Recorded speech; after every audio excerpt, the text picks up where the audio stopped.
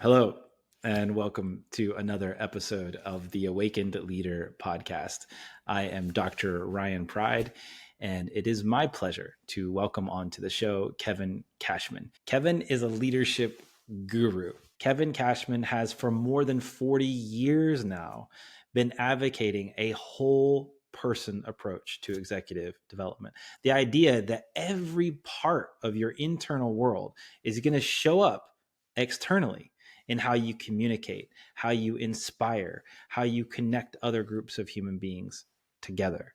What an opportunity we have in front of us right now to learn from one of the world's most incredible leadership development gurus on the planet. I present Kevin Cashman.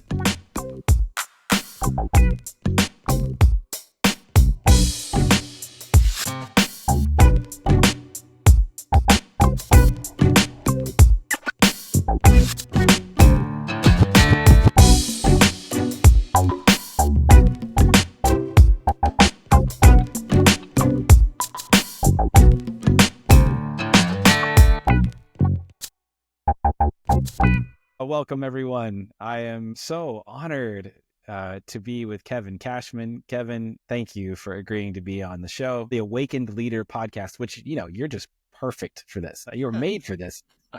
I better stay awake then.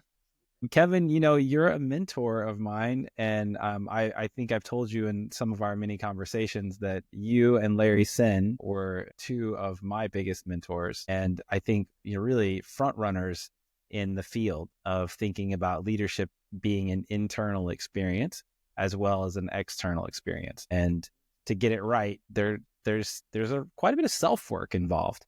And I think you were really early in having that conversation. It was before there was ever an HBR article about pausing. You literally wrote the book on it.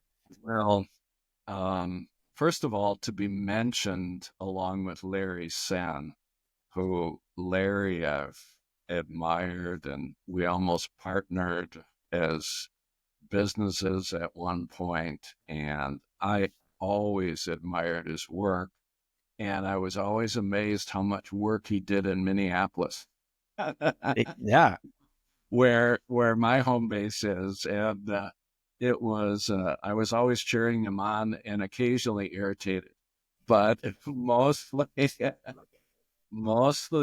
I was amazed how much Larry and his group and our group were similar. Maybe as similar, our group, Leader Source, and his group, which was called and then changed names. You have to help me, but we were so similar. Yeah, very much so. I mean, Larry's sort of claim to fame was culture is a shadow of leadership. The idea being that if you have a leader that comes in and is anxious, depressed, then you tend to get a culture that shows up that way. Versus if you get a leader that's thriving in their life, then you tend to get a culture where people are thriving. And I was looking over your history just to refresh myself. And I'm sort of humbled by all of the work that you've done.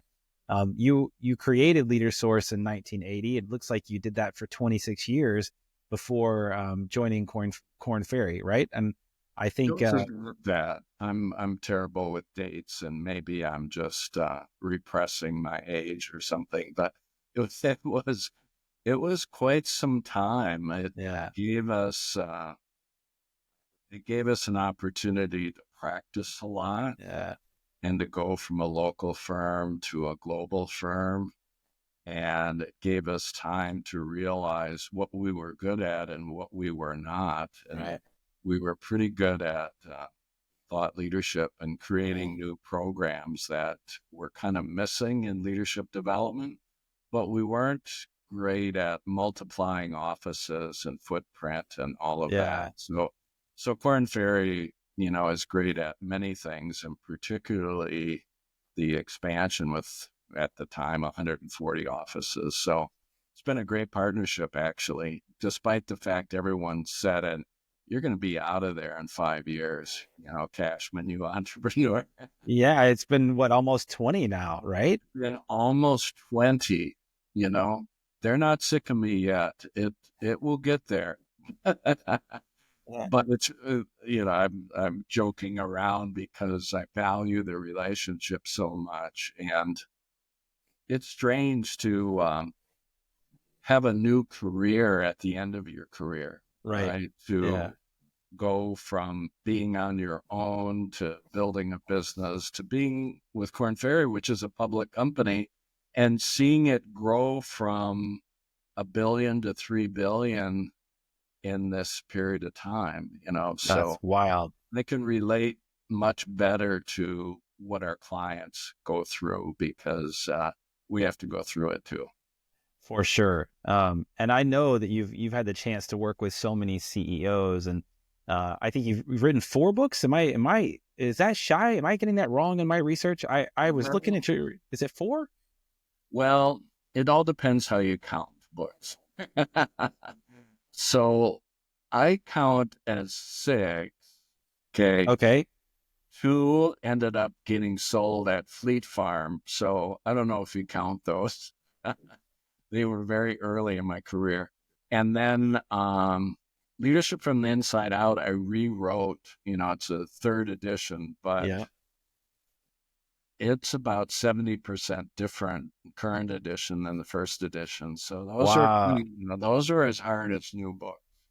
Oh, I would love to see the new edition. I haven't checked it out, but I did read the original Leadership from the Inside Out, Um, and the yeah. pause principle and the waking the leader within. And that seems like the theme of your work is very much about, and this is a gross simplification, but you know learning to figure out who you are from this internal space, and then being able to show up in the world from a place that's integrated. How would you summarize your work and all the work that you've done with executive leadership? What would you say are the core things that seem to drive excellence? Well, it's mentoring month this month. So I've been thinking a lot about my mentors. And Warren Bennis was one of them, both in what he wrote, but also person to person. He was very, very influential. And one of the things that, you know, he wrote about, he said, leaders lead by virtue of who they are. And it's such a simple statement, Yeah. but it's profoundly simple, meaning it goes right to the essence of things. So that always made sense to me that leadership originated deeper. It wasn't just an action. I mean, ultimately, it's an action, right? We have to do things and change things and innovate. And so ultimately, it is an action. Hopefully, that's purposeful and constructive and positive more than not. So it is an action, but where does it come from? It comes from a deeper place. And sometimes it comes from fear and it creates a real shadow. And sometimes it comes from a deeper, more authentic, more purposeful place and has a chance to multiply and last and be sustainable. So Yeah. I remember writing the first version of Leadership from the Inside Out and somewhat comprehending how, no, I hate to say it because it sounds so self-focused, but realizing it was kind of revolutionary. For sure. It was, it was telling a different story about leadership. Covey had touched on it, Bennis had touched on it, great, thinkers throughout the ages have, touched on it, but it wasn't the prevailing wisdom. And at the time I was writing, it was all about quality and Deming and, all of that stuff. In fact, 8 out of the 10 leadership books were about quality. Right. So here I am, this somewhat young whippersnapper saying, we've got this not only upside down, but we have it way too outside in. Yeah. And we weren't saying that leadership is not from the outside in, because it is from the outside in, meaning we have to be relevant to people and society and the world. We have to, be aware of things outside in. But what was not about enough was the inside out. So the book really was about moderating outside in and inside out, which ultimately is what Goleman's work and emotional intelligence is too. We have to moderate Yeah.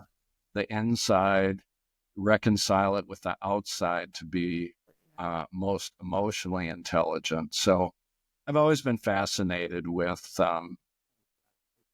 I don't say this very often, but I can to you, with the psycho-spiritual Yeah. connection of leadership. Yeah. I don't use the word spiritual much in my writing, but there are those intersections of psychology and spirituality and our essence. And I've always been fascinated by that. I practice meditation. I started as a teenager, which just shows kind of this motivation. And then I studied consciousness when people getting psychology degrees were studying behaviorism, and I was a rebel, and they told me how unscientific I was, and then the science caught up, and Yeah. um, so sorry to ramble. There's a lot. No, no, no. I love it. And actually, I think about psychology a lot because, the early days, like William James, a psychologist, Yeah. it was very much about consciousness. And you had this movement of the Theosophical Society, Yes. and they were this esoteric wisdoms that were really being unearthed. Yeah. And there was such an explosion, with Ernest Holmes and many other in sort of Yeah. the science of mind and really thinking about that stuff. And then we went into like staunch behaviorism with Skinner and all of that. Yeah. Um, and it's No, interesting to see it swing back now, right? Like with the well, it needs movement. to integrate. It's Yeah. just like, supposed Eastern thought and Western thought, they see reality from slightly different vantage points, and the reconciliation of that, the male female Yes. reconciliation, right? All of these things. And Jung was a big influence. Mm-hmm.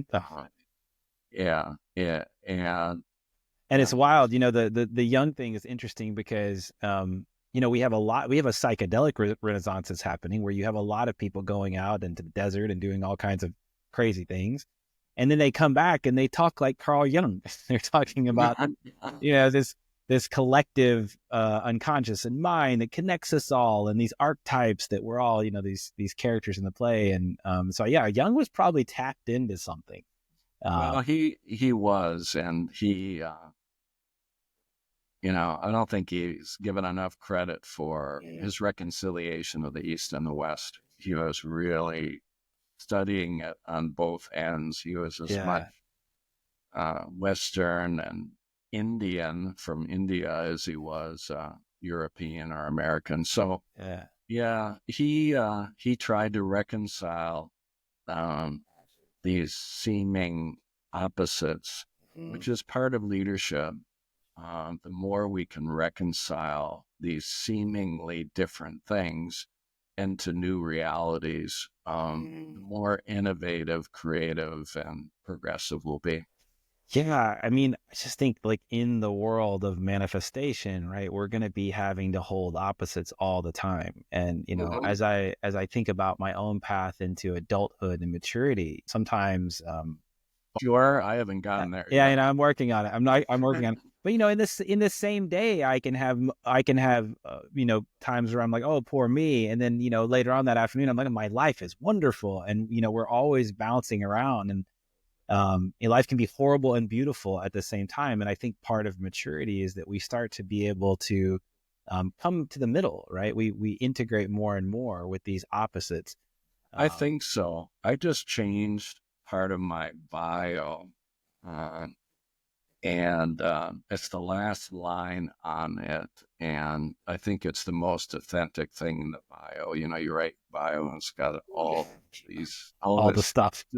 all this stuff. And then you get introduced at a speech and you go, oh, thank you for that bio. And by the way, I wrote it. Right, right.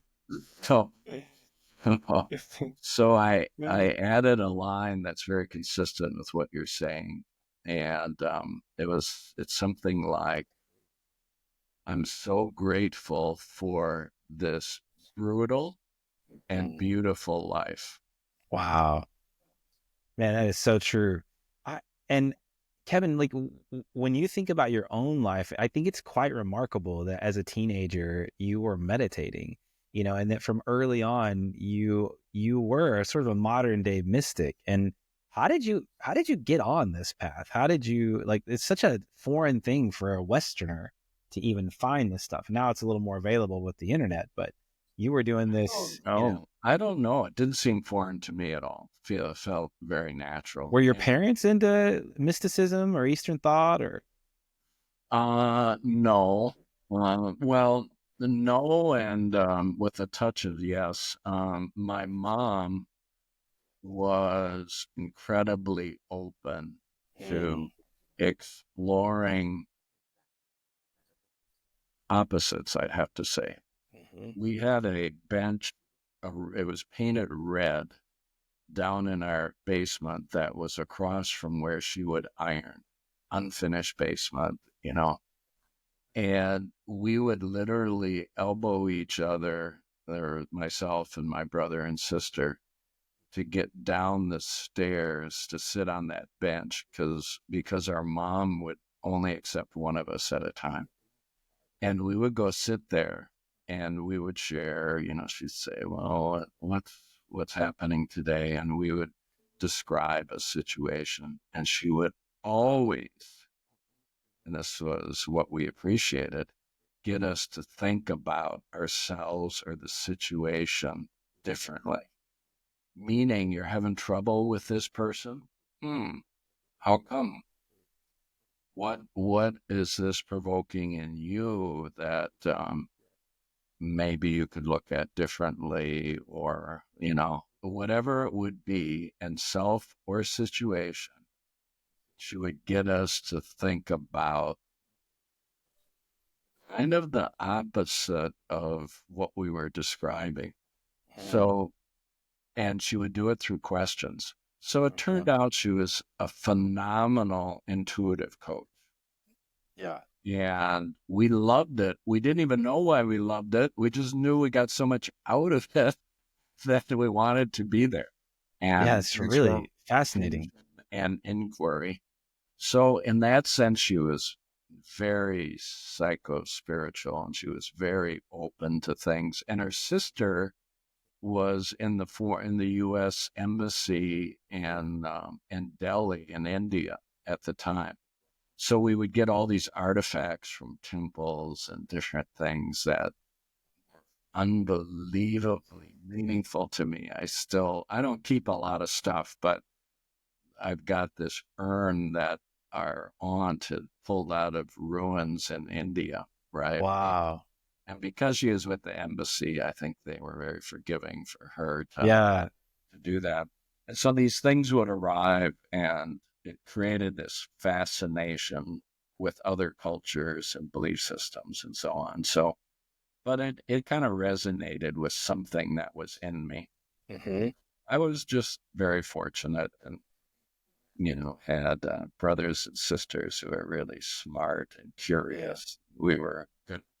Well, we're better buddies now, but we were good buddies when we were young, but we're really close now. So I think the environment was just conducive to openness and learning, and it Yeah. wasn't dogmatic. I think about the movement of, like, the human potential movement that followed out of the 60s, and sort of the free love and everybody's connected and, it's all love. And then we went through this sort of aggressive, 80s period where it got, let's get back to work. And then there was a period where it seemed like we had to, if we were into Eastern thought or or mysticism or anything like that. It didn't really have a place at work, right? It was like come into work, leave your personal life behind, and it seems like now it seems like more and more people are coming back into this way of thinking, in that, hey, part of my role as a leader is to do my work and to really look at my projections and the ways that I'm not at my best because of maybe the stuff that I'm carrying in this backpack. And you've been talking about this for a really long time. Well, when you describe the history, my history goes back a little further than yours. So, um, I don't feel like it was lost from the 60s to 70s and forward, because of my, fortune. I was really fortunate to have practices and teachers who were really expert in these areas. And so I trusted uh, that thinking more than I trusted the conventional thinking.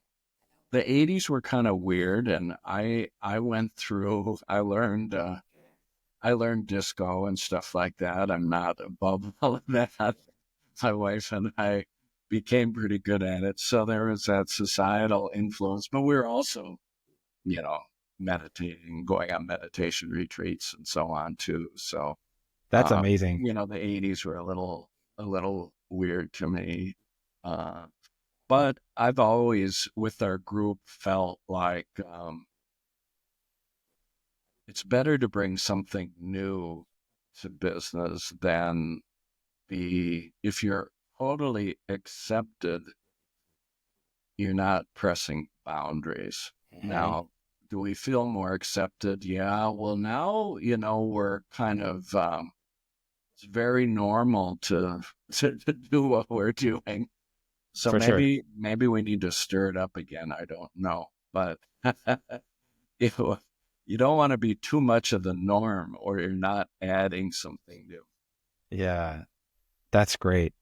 When you think about all of the leaders that you've worked with, and I bet you've seen some amazing leaders. I'm sure you've seen some that weren't so amazing either. Mostly amazing.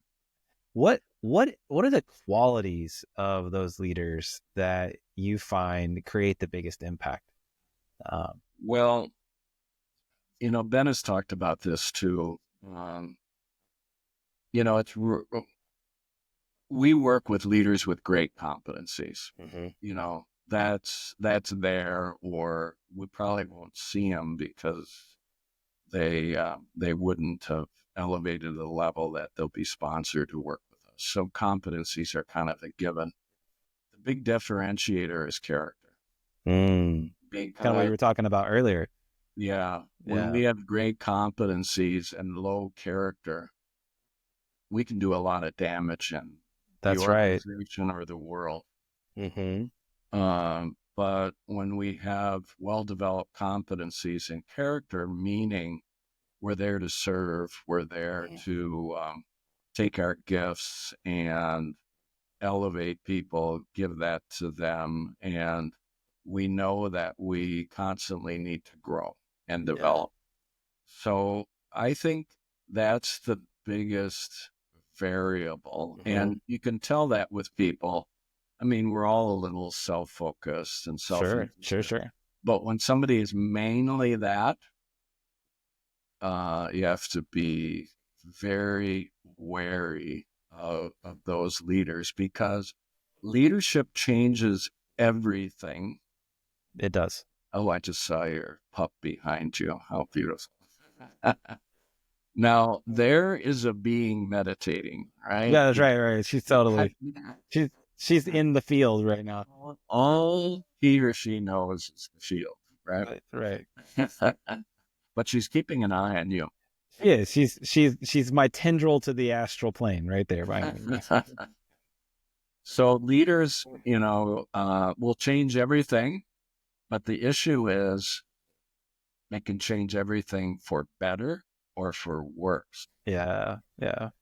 And so to help leaders take their great competencies add character and purpose and courage a bit, can make a big difference in the positive difference they can make. Yeah, I'd love to talk about that. I've been on a contemplative path, my whole life. And, but I think that my focus has changed with maturity. And so much that, a lot of my early life, I can see, was just about me. It was Yeah, about, art. my career and what I wanted and what I wanted to accomplish and what I wanted to do and where I wanted to travel. And it was I. Yes. And, through a lot of mess ups and, almost losing my beautiful wife along the way, I recognize that this me mindset that I have, it's so ingrained in our culture, right? Especially in Western cultures, which is all about individualism. It's For the most everywhere, part. though. Yeah. It's part of the human experience, but, And I yeah. also think deeply masculine, right? Like, women in general, as a general rule, seem to have more of a we mindset than men, I find. And then 90% of corporations are run by men. And so it's like, how do you get men who have been hard chargers, who have been driving, kicking ass and taking names, and have been really successful as a result of that mindset. And now they're put into a leadership position and somebody says, hey, we got to do some character development. And everything, that whole even statement is going to come as a, what do you mean? I'm great the way I am. And so, like, how do you even begin that process? And like, what have you seen that works? Well, when you describe the male and female archetypes, and I'm saying archetypes very consciously, Sure. Yes. not viewing it through gender, but Yes. Same. your characteristics. Yeah. The male archetype might be, as you describe, more driven, more self-focused, more I to impact the we and impact systems, right? And that can be the focus. So their development is awareness of the we and balancing the I and the we, because these are like two muscles. They're both important. They just have to be a little more balanced and coordinated. Now, if someone has a little more of the, what we might call the female archetype, which is, as you described, more we in relation to the I or more we in relation to the system, they just have a different development need. And that tends to be courage in the I and differentiation and even self-care in the I to value that. So it's different work. It's not better or worse. And these are the two big development patterns. When you dig down, it's a lot more complicated than this, but those are the two big development patterns. Now, sometimes people have to be more system aware and more strategic and more holistic, what we call the objective reality. Sure. So, the I, the we, and the it ideally need to be agile enough so that we can flex these different muscles in relation to what the situation requires. Yeah, that's great. So, I'm getting like Ken Wilber vibes. Yeah. Yeah. Yeah, Ken Wilber is just the guy was a machine. Oh my God. So he really was. He was an integral machine. Yes, he was an integral machine. Nobody else is gonna laugh at this nerdy joke at all. Yeah, I know you have to know him to get it. But But how he tried to, I remember which book it was, but it was like 2 pages where he tried to put together all of the ascending and descending philosophies and religions and ways of being into one grand thing. Yeah, it's brilliant beyond belief. He was. Tony Schwartz actually took his model as kind of an interesting side note. And Tony is done the energy project work. I'm sure you've seen it. Oh but yeah, ball there too, or he who there? yeah, but it was the same individual to collective, interior, exterior, four Yeah. quadrant, and he used it as a model of organizational assessment, essentially for organizational health. In that, Excellent. if you look at it along those dimensions, you basically have at the individual interior level, you have mindset, right? So Yeah. what is the mindset of everybody coming to work? And at Mm-hmm. the individual exterior, it's behaviors, and that's the things Yes. that we typically do, right? All the performance management and behavior modification stuff that we do in organizations. And then at the bottom, you have systems and Yeah. environment. And then on the far left, you have culture. And one of the interesting things that I liked about his model is that half the model is completely invisible. You don't see it. You don't see shared values. You don't see mindset. You don't see the beliefs that we hold. They're very hard to measure. And most of us in the consulting path, we tend to focus on the visible side of that model, which is all the things that we can see, observe. It's kind of what you were speaking to earlier. It's inside out, outside in Right. dynamics. Yeah. Same principles, but, expressed in a interesting, kind of elegant way. But I think that's what makes your work really revolutionary in many ways is that early on you were saying we have to look at both of these because Yeah. mindset will drive behavior, right? And Mhm. culture will impact system interventions. Yes. Yeah, that's true. And, I don't take, I put a lot of work into thought leadership, but I don't take it too seriously personally. For a couple of reasons. One, I'm always learning, so whatever is you're reading about is Yeah. already evolving, so I don't take it too seriously. But the other thing is what I think is interesting about thought leadership is a lot of consultants think about, oh, what's the research that's happening now on consciousness and behavior and assessment and so on. And then we get a research breakthrough, and now we have a new part of reality. That's one way Right. to look at it. Yeah. I look at it with that way, plus looking back through time. And what are the principles for human beings and leaders that have held up over time? Like love and compassion and trust and openness and on and on and on. There are, we've had a lot of testing of principles, see which ones have cause and effect and what are those effects. So, what I find interesting with thought leadership is, does the current research validate it? And then does the history of human principles and human philosophy validated too. And I try to write that way, forward, Yeah. backwards, and then work in real world stories. It's kind of like, I view writing kind of like painting. It's kind of layering. It is. Yeah. Well said. Yeah. And also I think maybe the way that you go about even coaching a leader is a bit of layering as well. And Good point. I hadn't thought of that. But yeah, it's kind of exploring layers together and then trying to integrate them into a beautiful painting.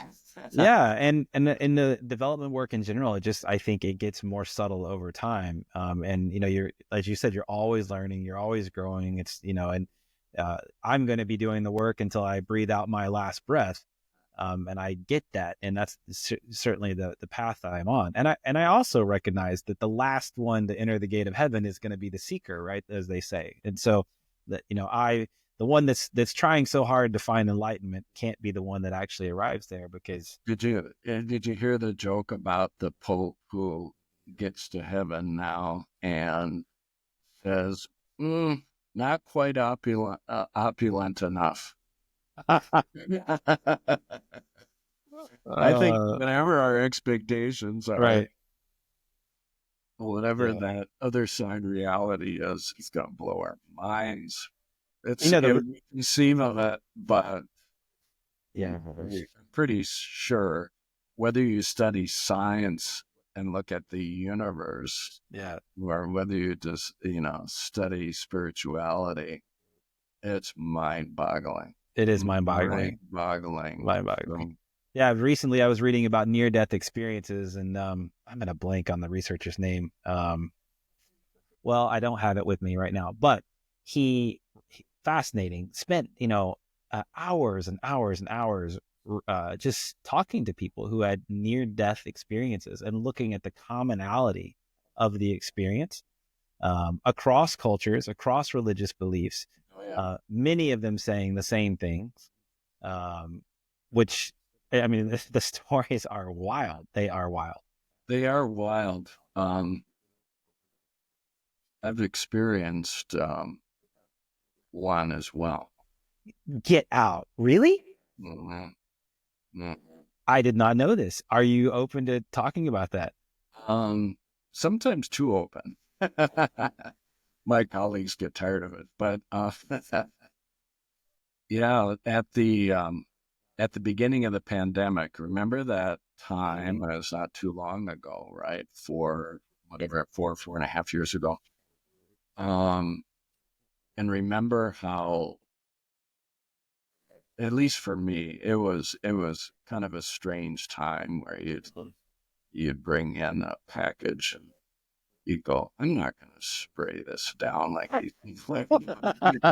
Yeah, And you my wife and I were literally wiping get down up, the oh packages. Lord, It no, was just like just think of crazy. the Yeah, anxiety of it, right? it was wild. So, Such a wild thing. so I got kind of stranded in my house. My wife and son were stranded in Bogota, Colombia, where they're from, and could not get out. And I was working on how do I get them out of there because I was very concerned. If Minneapolis was having problems, which it did at the time, um, Bogota, I was afraid it was going to fall apart. So I was trying to get them out. And then we're working all day and trying to figure out this Zoom thing and all of that stuff.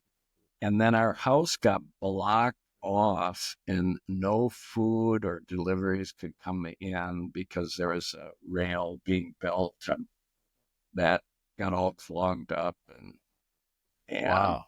so it was a really strange time. So one evening, this is in April of 2020, I went upstairs in our house, which is about a flight and a half up, and went in our main bedroom thinking I was just going to take a nap and, then go to bed down the hall. And so I fall asleep, but I really fell asleep. And I don't remember getting, kind of a groggy state evidently. Mhm. And I tripped and fell over the banister, a story and a half onto my head. Oh my And God. I have this big Y up here now that where it, split. And I think it's kind of cool to have a Y mark on your head. I mean, if you're going to have anything, I why not? mean, Why yeah, not? like, Ultimate purpose question, why? or just So, to mark you as a yogi, I don't know. Uh, so then I broke Oh my both God. sides of my neck. I broke multiple vertebrae. I broke almost all the ribs on one side. And just to Yeah. punctuate things, since Holy. we elevated to the spiritual, we have to come down to earth here too. So broke all these things and then broke my two middle fingers just for punctuation, right? My God. So so I'm alone in this house, Oh man. unconscious, but somehow, and I was down, a a pile of human rubble, really. But somehow, after a couple hours, evidently, I went up the stairs and went into the other bedroom and got into bed. How that was possible, I don't know. And it was dangerous because I could have severed my spinal cord because Oh. both sides of the neck vertebrae has, two sides are both broken. So then your head flopping can sever your spine. So it was really dangerous, but it just shows you plan an idea. I'm going to get to that bedroom. You get to that bedroom. Um, Wow. And then I was there for a couple more hours. And then here's the interesting part of the story that um, was shocking, but wonderful too. So I'm going to fade away. I can feel myself leaving.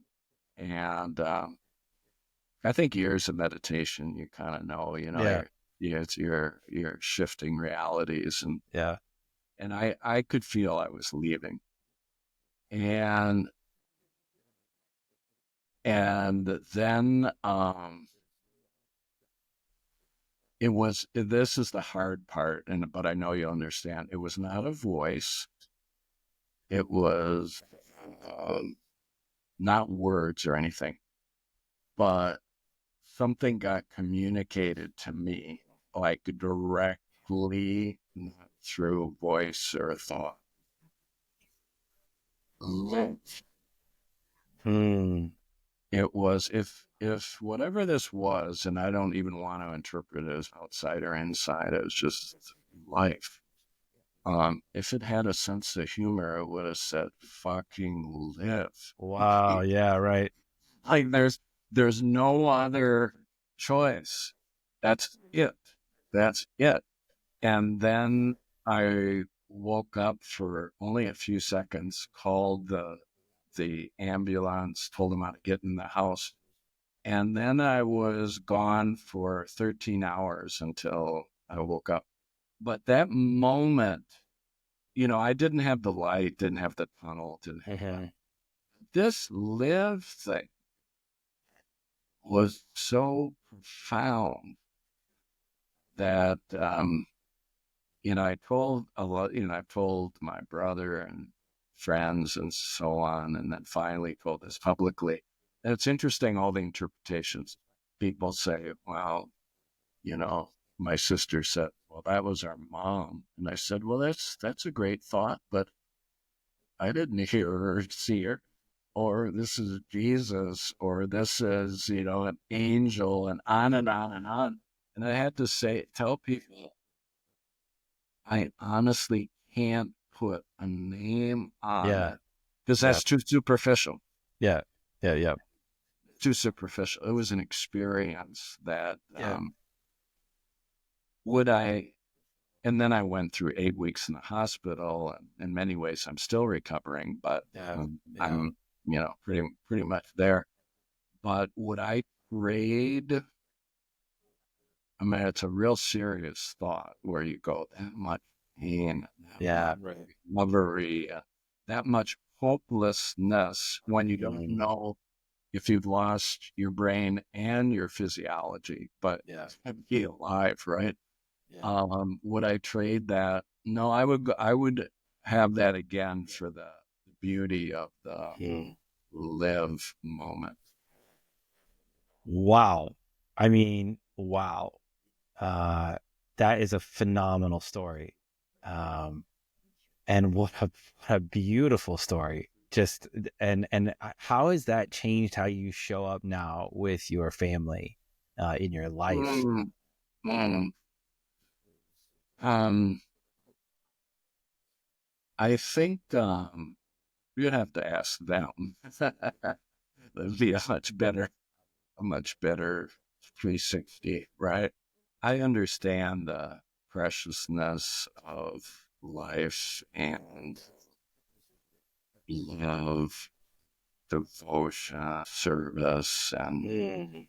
and those things. Now, do I lose it sometimes? Yeah, Yeah, yeah, yeah. but it's Don't we pretty all? strong to, it's like a resting place to come back to. That's hard to, it can be knocked off, but it's pretty hard to knock that off. Yeah, Well, that's a big gift. So it's not just a memory. It's how do I say it? It's really hard. It is a memory, but it's like a presence or something that mm. that's kind of indescribable. Yeah, right. That makes sense to me. I get it completely. And because it is a memory, but it is also kind of an anchor in faith. And an understanding of the bigger picture, and a confirmation of much of what you've been sitting with, your entire life. What's really shocking and unexpected about this is I always had the belief that after all these years of meditation and different things, that when the time came, I would just be able to let go. Yeah. Right? Yep. That feeling. Yep. It's a beautiful feeling because when you transcend, you might transcend the body and all sorts of things that give this kind of unbelievable freedom. So I was always under the mistaken notion that when the time was close, I would just let go. Yeah. Well, it turned out that's not that's not what happened. What happened is get back. Yep. I actually, you're not alone. I think that's a common story. It's like all at once I feel universal connectivity, love and light, no body, no pain. All my ego and memories are just, I see them for what they were. I'm connected to all things, and still put me back in there, coach. Yeah, that's true. That's true. The thing, the other thing was, now maybe this is a little bit of shock kind of put into it too, but I had no pain. No pain. My body was going through the worst pain of its life, but I hadn't pain. Yeah. So that tells you something about what do we think life is, and what is the essence. So it makes me think that dying, if we knew how pleasurable and unbounded dying was, we wouldn't be afraid. Right. Yeah. Wow. I can't imagine a better place for us to leave off than that, which is such a beautiful message, and I think is emblematic much of your work, really, in so many ways. And just this, that, not only have you taught how important it is to have love, compassion, and service throughout your entire career, but in many ways, you were given a gift of understanding how important life is. And it's kind of it brings a lot of humility too, because you may study all these things your whole life and then you still need a whack on the side of the head. And isn't that like, it's like, so how like the mystery works, it's it is. And I wish it wasn't that way, but I probably can see no other way that it could be. No, it's brutal and it's beautiful. It's brutal and it's beautiful. Yeah, well said. Kevin, thank you so much for sitting with me, spending some time with me. If people want to learn more about your work in the world, where would they find you? How would they reach you? Well, I'm at Korn Ferry, so you can always find me there. But I have my own website too, called cashmanleadership.com. And that's connected to Korn Ferry, but it's also full of videos, articles, all sorts of things that hopefully people will find fascinating. So you can go there too. Thank you, Kevin. Appreciate your time. And my pleasure. It was great talking, and I hope we'll find some time just to hang out. That'd be great. I love it. Thank you, Kevin. Yeah, right. All the best. Take care. I value Kevin Cashman as a friend, as a mentor, as a fellow warrior monk wearing business clothes. We are certainly in this dance together of trying to transform the corporate world into a more enlightened space, because we know that the outcomes are better for all.